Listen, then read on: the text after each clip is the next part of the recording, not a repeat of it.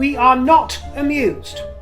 Out of all items in the world that she could sell, and has been selling, and merching, and hustling for, and commercialising, the first thing that she decides to sell from her new orchard, from the American pilchard, or whatever it's called, the first item, a fruit basket. A fruit basket!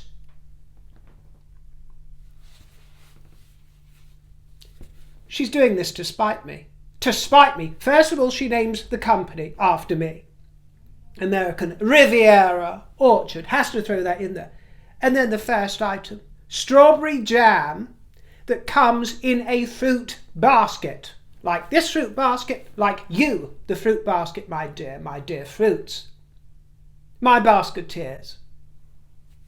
Muscling in on my act. Doing it to spite me, dears. The Queen of Jam Tarts is me. Is me. The Queen of Hearts was the late Diana. The Queen of Jam Tarts is me, darling, so stop serving it up like that. In case you hadn't heard and don't know what I'm ranting and raving about, my dears, the debut product from the range of American Riviera Orchard has been revealed and released. Strawberry jam. Strawberry jam. And I'm wearing strawberries to the lobes to be on topic, and I'm dressed like a gorgeous ripe red strawberry, my dear, and I'm doing it better than a Duchess of Sussex. And I told you she'll be trying to hawk buckleberry jam soon, won't she, my dear? Another of my inventions to try and usurp the Princess of Wales, who hails from Bucklebury. Bucklebury jam, don't you dare. Don't you dare. I shouldn't put ideas in her head, should I? That girl. She gets in there, royal don't, that girl. She gets in there. And she snuck it in, another one of Ari Emanuel's little subtle ploys and plots. More subtle than Meghan's garish technique, because she's been using her society contacts to do her peddling for her, first of all, by Delphine Balquier. I'm the new Diana. No, I'm the new Delphina. Delphina has been pushing it, the Argentine socialite, wife of Cheesy Nachos. And she's a photographer, and she took a photograph of Meghan's lemons and the strawberry jam, as did Tracy Robbins, the LA designer. It appeared on their socials. Oh, and Tracy Robbins' husband, by the way, in case you've forgotten, is the boss at Paramount, Brian Robbins, who shepherded them to the Bob Marley premiere. The president and chief executive of Paramount Pictures. Oh, friends in such high places, all clamouring for her attention. Why? Because she's such a great talent, because she is such a savvy businesswoman, because she's a magnetising beauty. No, because she married Harry, and Harry is attached to royalty. It's the power of royalty, my dear. That is why the young starlet, with no shame to her, she was a jobbing actress and she got a job. She actually had a successful appointment in Suits, and I'm certainly not going to take that away from her. Many don't, thousands don't, millions don't. But she was beyond the age of the ingenue, beyond the age of the Hollywood starlet, and she was soon to be on the way out, my dear. Do you think that they would be clamouring around her now if it wasn't for the association with her hubby? Ha ha! No, lover. Or for the dissing, the willful dissing of the royal family and putting them on fake blast that she did. That's the only reason. And, of course, the jam is pictured beside a lovely bowl of, no doubt, homegrown lemons. Lemons. And they are labelled and numbered. Only 50 jars. Only 50 jars. And this particular one was labelled number 17. Number 17. With a note from Tracy Robbins saying, thank you for the delicious basket. The delicious fruit basket. I absolutely love this jam, so I'm not sure I'm sharing it with anyone. Thank you, M. Why do they all call each other by their initials? Is it some attempt to be W and C? dear William and Catherine.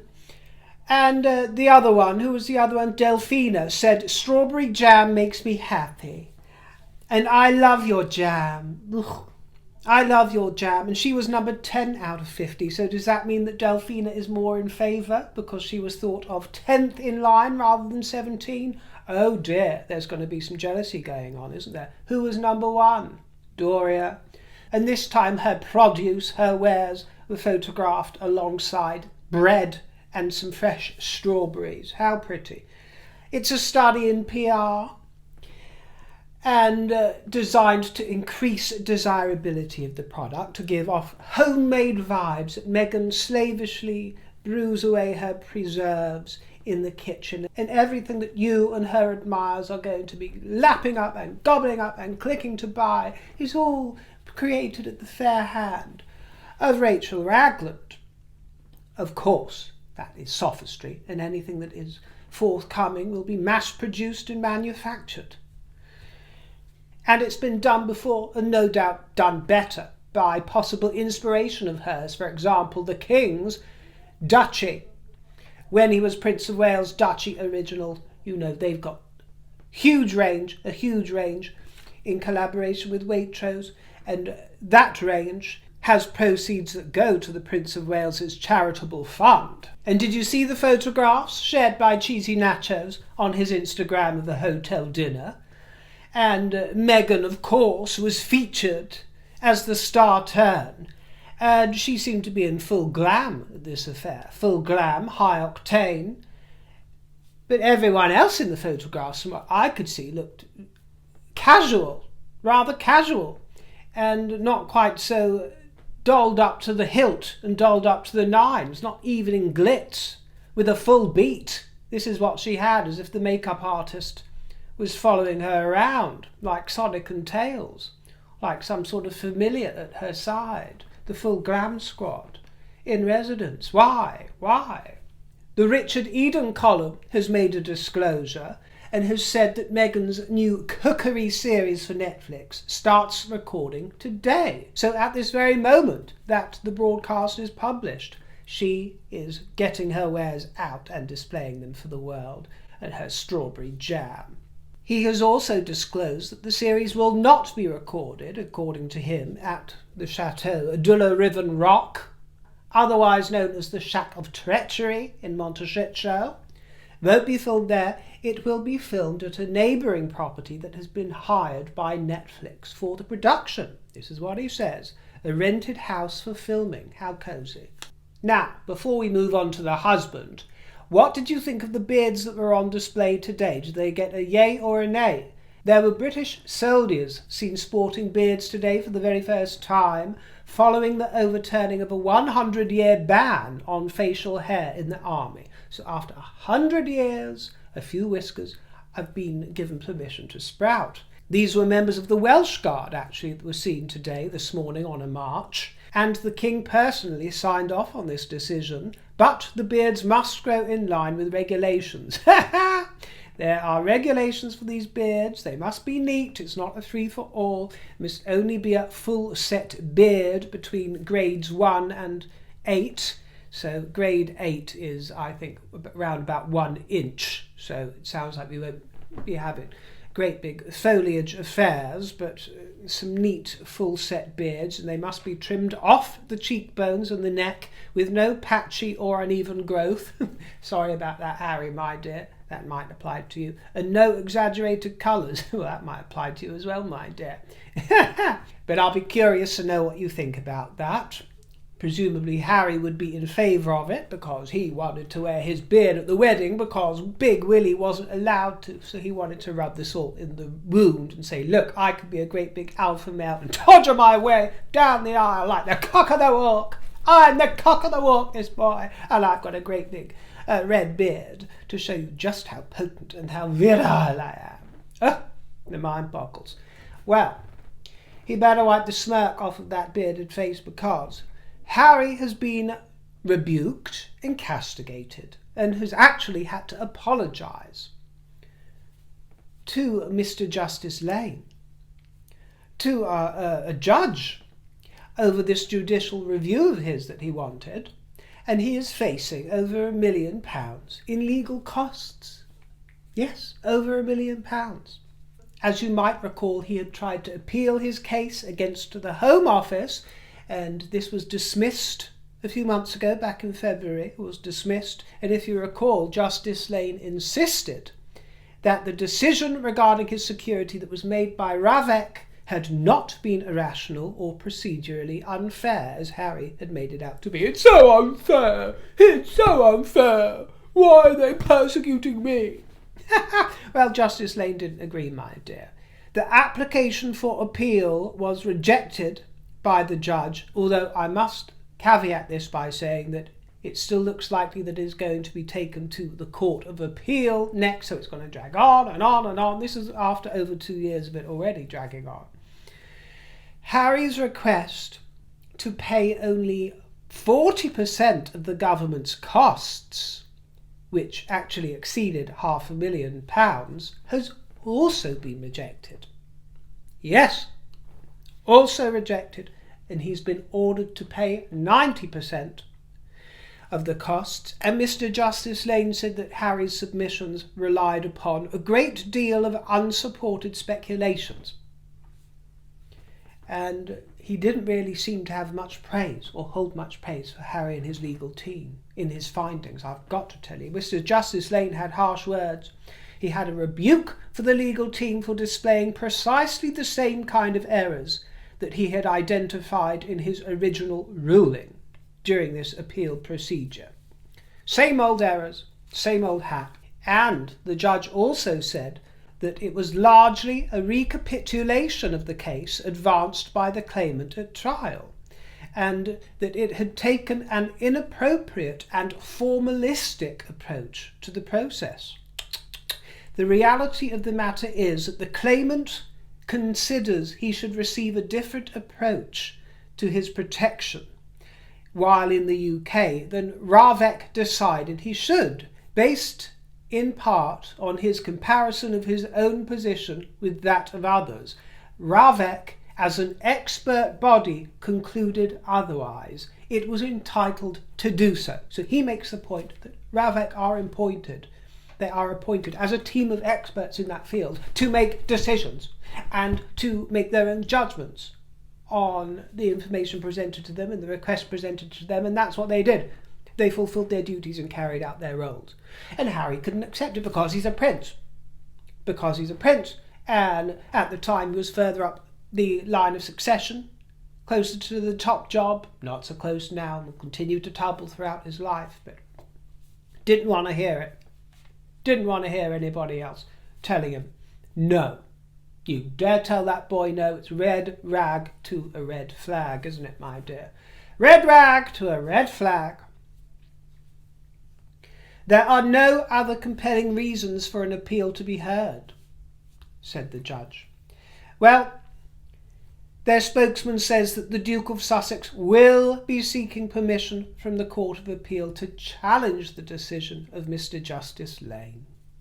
So, never underestimate Harry's determination to put people in their place and slay all those dragons. Let's see what comes of that, my dear. You know, sometimes they win, sometimes they fail.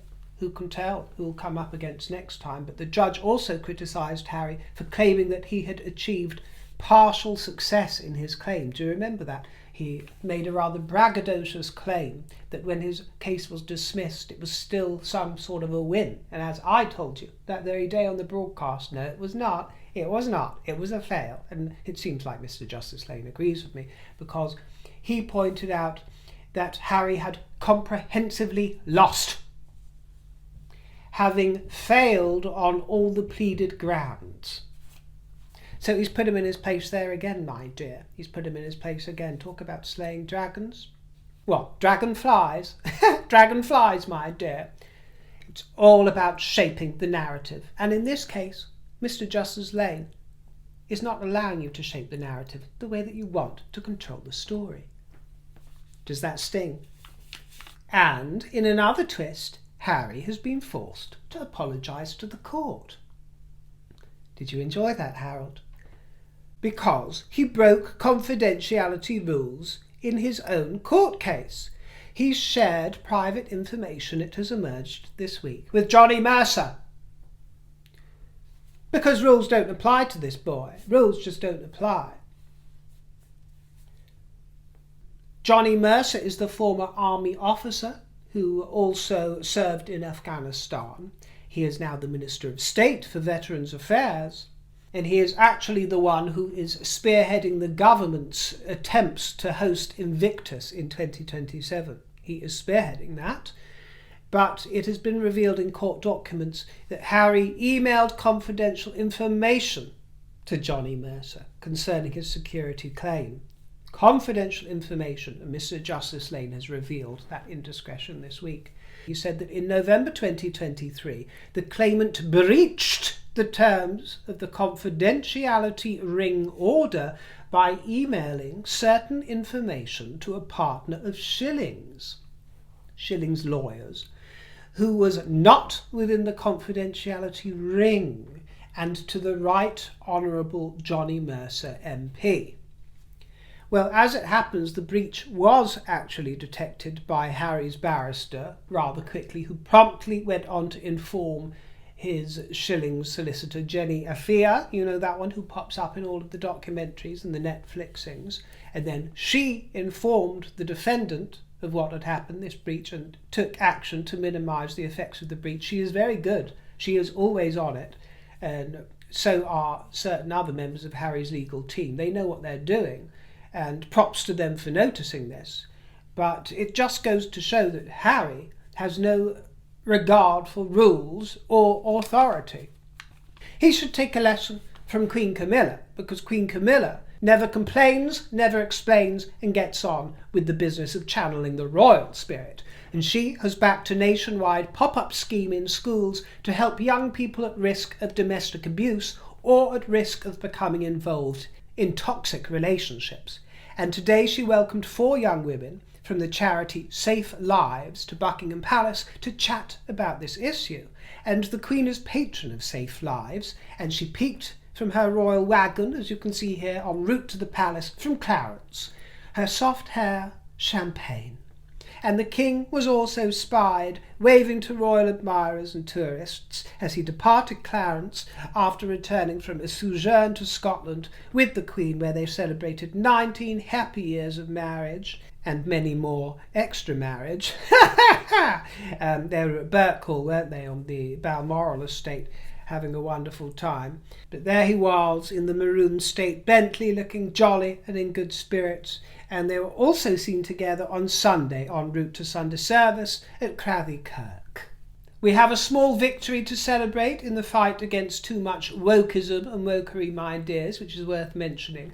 It's the subject of Katharine Birbalsingh, that some of you I know have heard of, because Hannah was one basketeer who wrote to me 7 months ago mentioning Katharine Birbalsingh, saying, River, Katharine Birbalsingh gave the most amazing speech at the National Conservatism Conference recently. She erupts with fierceness and prescience. I believe you may enjoy it. And I've heard from friends about Katharine Birbalsingh, though I don't know too much about her myself, but I understand that she is known as Britain's strictest head teacher, which I'm not sure is entirely true, but she is a teacher, a head teacher at the Michaela Community School, which is deals with students from deprived areas, I believe, and she is a believer in conservatism with a small c. It doesn't matter where you vote, if you're Labour, Conservative or anything in between.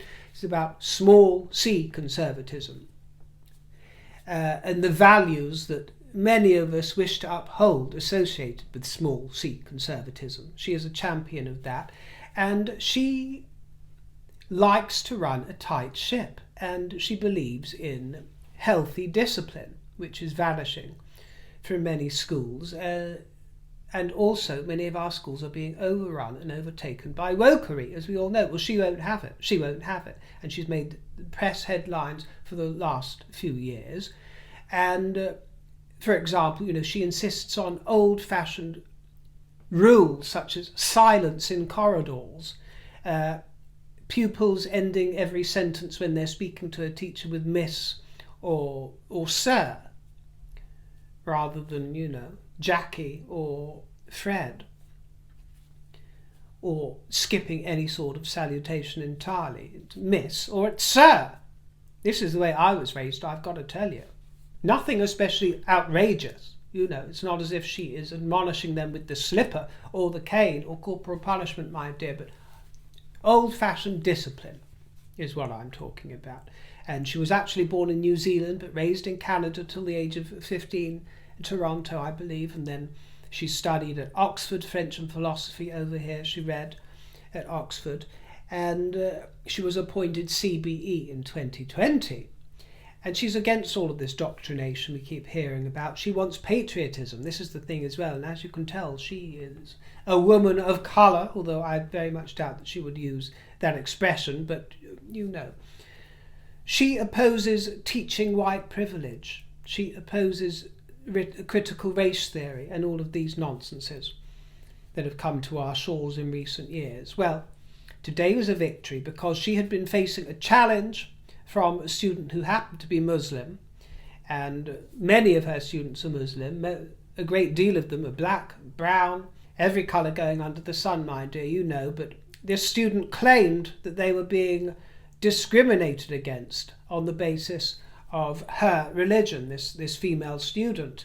And the school has since faced death threats and bomb threats and all kinds of intimidation, of violence, because they had a ban on prayer in school. I'm assuming that the ban on prayer in school was simply put in place because it's a very multicultural, multi-ethnic school with many religions in it, and it was simply decided to be the most simple solution by Katharine Birbalsingh to simply ban prayer time for anybody and have it as a place of learning and education and knowledge.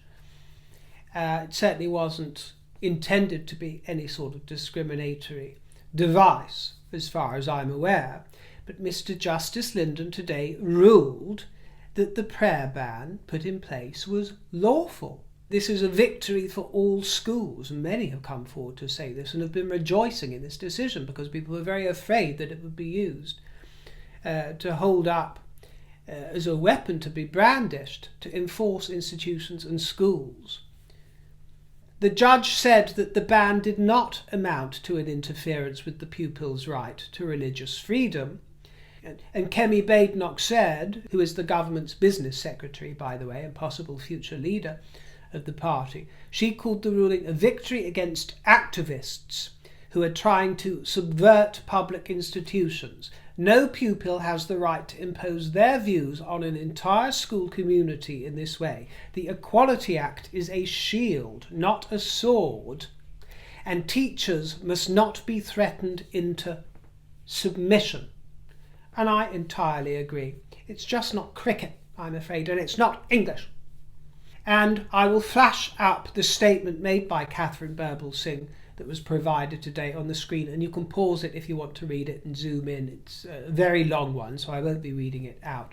But just one extract said that multiculturalism works at Michaela, not because we emptied the identity space of the school in order to accommodate difference, but because we have a clear identity which anyone can sign up to if they are willing to compromise. This is what it's all about. And just as Kemi Badenoch says, it is to ensure that the Equality Act, that bloody Equality Act, is used as a shield and not as a sword, because it's been weaponised so much over the years.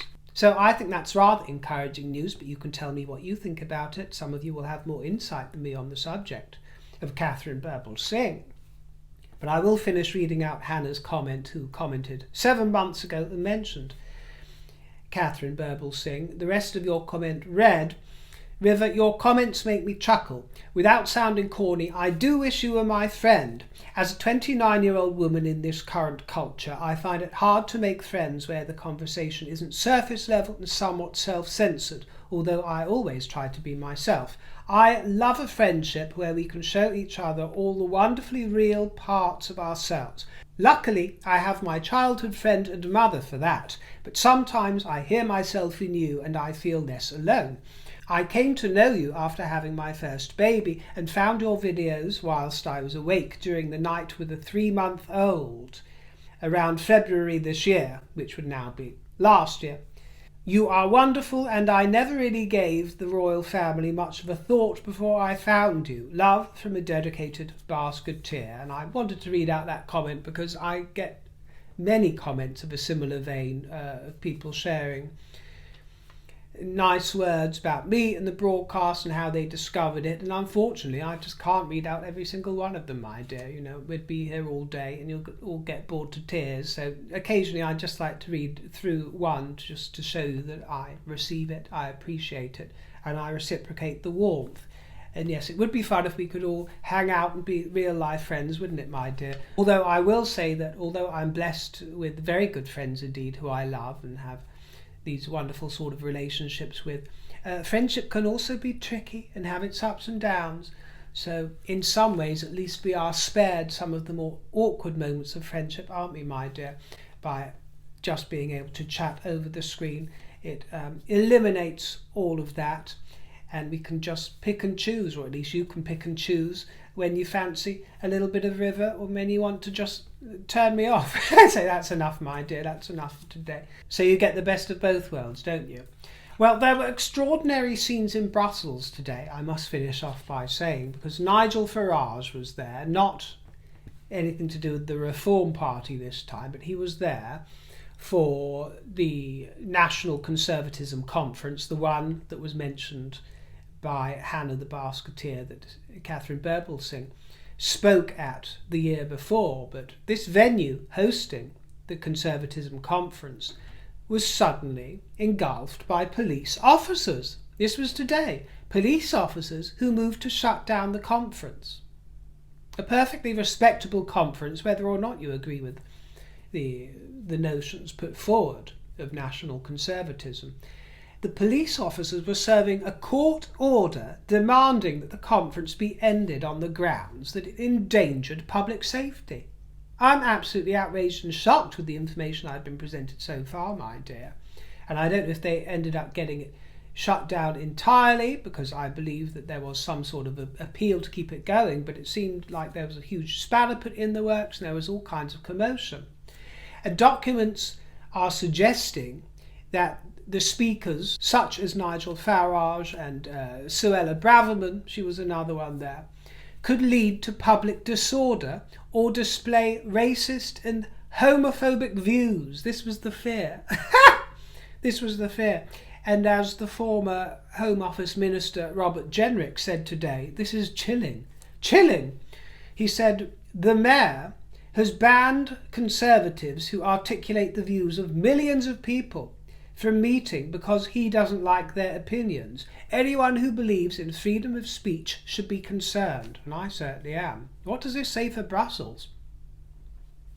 Of course, Nigel Farage is not a friend of Brussels because he was responsible for taking the United Kingdom, really, out of the EU and engineering Brexit, an architect of Brexit, so they call him. So they're not very fond of him there.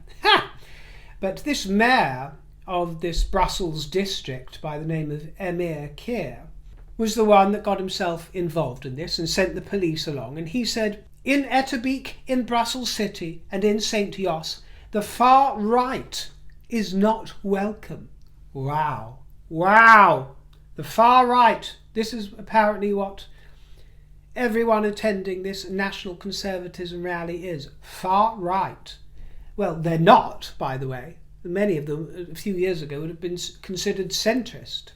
But I would also like to make the point that unless you're talking about extremist terrorists from either the far right or the far left, since when was being far right illegal or something to silence or shut down upon? I'm sorry. Far right is still a legitimate position to take, as is far left. And we are not talking about the extremes of those polarities, but within the spectrum you have centre, you have left, you have right, you have far left, you have far right. And all of those people, as long as they are law-abiding citizens that aren't inciting hatred on either side, surely deserve their say, deserve to congregate. What on earth does this say for this mayor in the city of Brussels?